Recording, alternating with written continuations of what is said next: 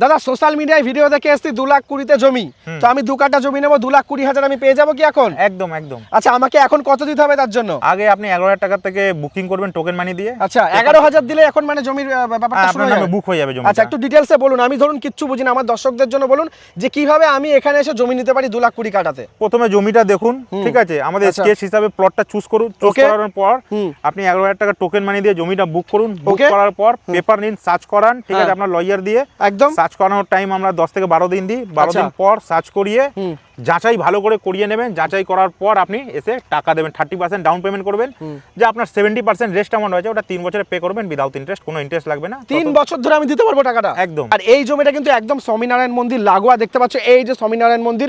ভবিষ্যতে ফিউচারে metro project হয়ে গেছে, অলরেডি মেট্রো জোকা অবধি রয়েছে। আর জোকা থেকে এটা ডিসটেন্স কত?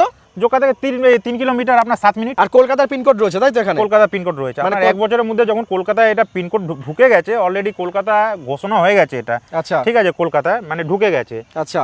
আর এটা মোটামুটি 1-1.5 বছর পর চেনা যাবে না। এটা কিন্তু এই যে NH পাশেই দেখছেন 117 সোলারিজম জোকা গ্রুপ, ঠিক আছে। আচ্ছা, একটা পাশে স্কুল গোটা- কলেজ টলেজ সব পাবো? একদম আশেপাশে কেন, ভেতরেই আপনার school college lake park playground, হ্যাঁ, সবই হচ্ছে। এটা একটা টোটাল গেটেড সোসাইটি তৈরি করছে। এখানে কোনো ফ্রডের ব্যাপার নেই তো? না না, ফ্রডের ব্যাপার থাকলে এখানে দেখুন, ফ্রডের ব্যাপার কোথায় থাকে? যেখানে কোম্পানি 2 টাকা 3 টাকা ইনভেস্ট করে প্রজেক্ট করে, ওই সব জায়গায় ফ্রডের ব্যাপার থাকে। এখানে আপনার কোটি কোটি টাকার ব্যবসা।